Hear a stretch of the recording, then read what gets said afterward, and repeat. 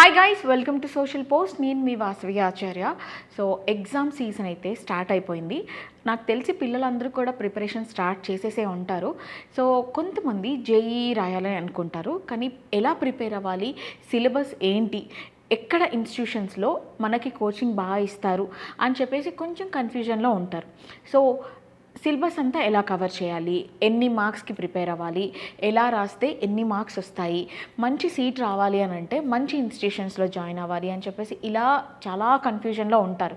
So ఈరోజు మనతో దాని గురించి డిస్కస్ చేయడానికి పేస్ ఐఐటి మెడికల్ ఇన్స్టిట్యూషన్స్ నుంచి Vijay Kumar Vishnubhatla, IITN, and he is the senior faculty of physics for PACE centers in Hyderabad. Harita Kasturi, HOD of chemistry, ICT Mumbai professor.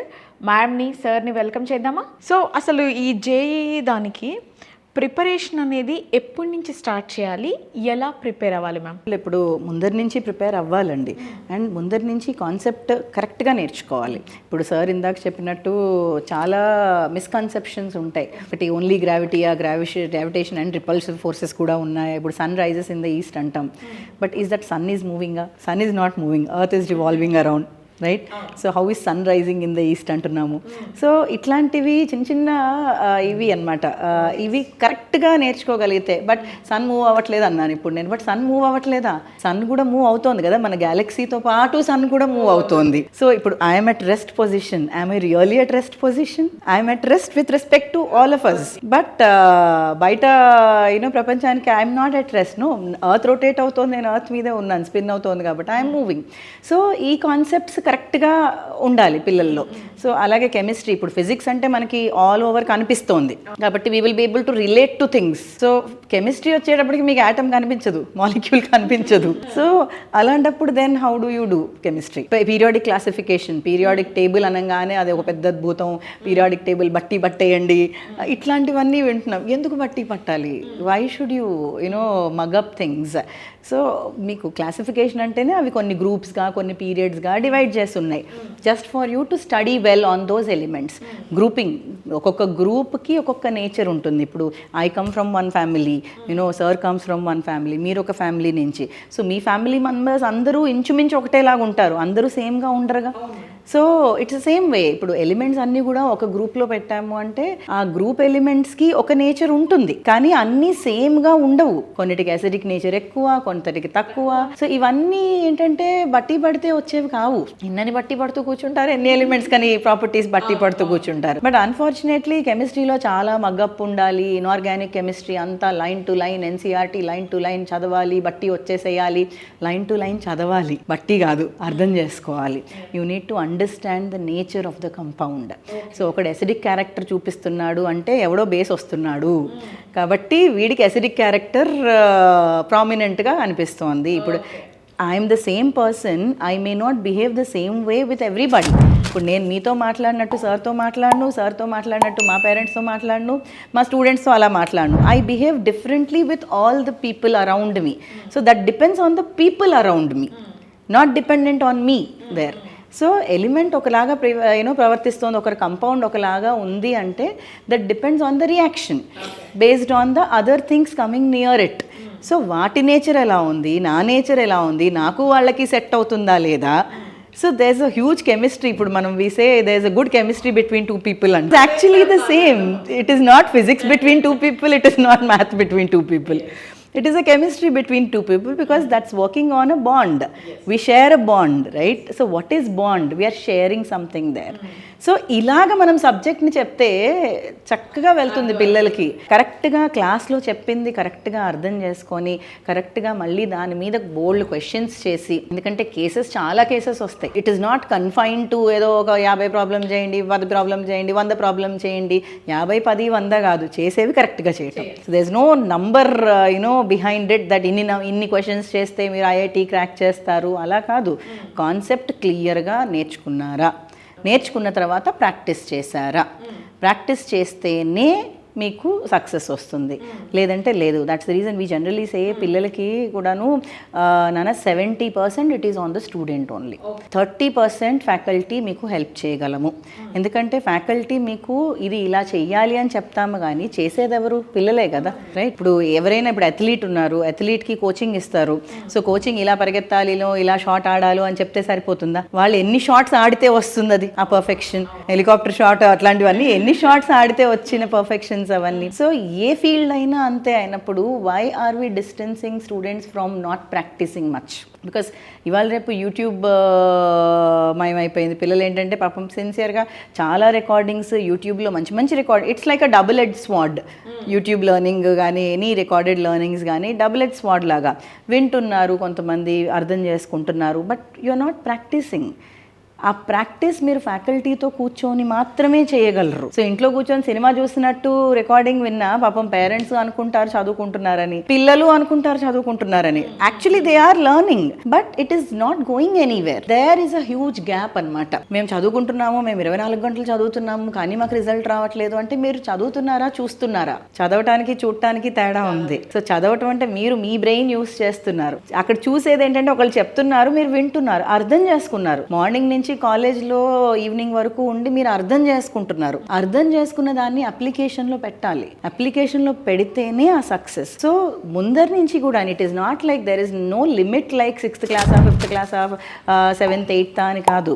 ఎప్పుడైనా సరే యాక్చువల్గా మీకు 6th 7th నుంచి కొద్దిగా టాపిక్స్ ఇంట్రడ్యూస్ చేయటం మొదలవుతుంది. సో మొదలైనప్పుడు ఆ టాపిక్స్ మీద ఇన్ డెప్త్ వెళ్తే దట్ ఈస్ ఆల్వేస్ బెటర్. ఇప్పుడు కెమిస్ట్రీకి అటామిక్ స్ట్రక్చర్ లేకుండా 7th 8thలో మనకి కంపౌండ్స్ గురించి చెప్తే పిల్లలకి ఎలా అర్థమవుతుంది?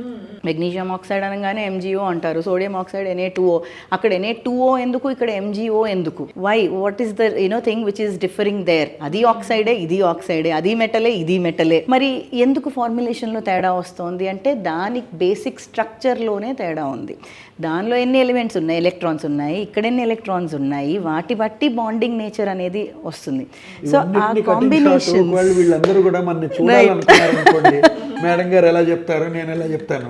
23rd March గుర్తుపెట్టుకోండి, 23rd March ఈ ఫస్ట్ టైం ఈ IIT ఎగ్జామ్ రాసిన వాళ్ళు ఏదైతే ఉందో, అంటే season 1 రాశారు, season 2 మళ్ళీ ఏప్రిల్లో ఉంటుంది వాళ్ళకి. కానీ తర్వాత ఈ మన ఈ ఎవ్రీ కోర్స్ అంటే మెయిన్స్ షార్ట్ టర్మ్ కోర్స్ ఒకటి స్టార్ట్ చేస్తున్నాం నీట్కి కానీ అందరికి 23rd March మా యొక్క క్యాంపసెస్లో, పేస్ యొక్క క్యాంపస్లో.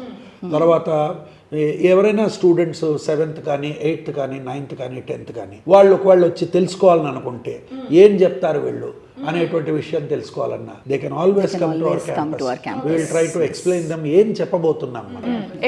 మాకు చందానగర్లో ఒక బ్రాంచ్ ఉంది, SR నగర్ బ్రాంచ్ ఉంది, and Patancheru branch in Hyderabad. So హైదరాబాద్లో వీ హ్యావ్ 3 ఆపరేషనల్ బ్రాంచెస్ అనమాట, SR Nagar, Chandanagar and Patancheru branches.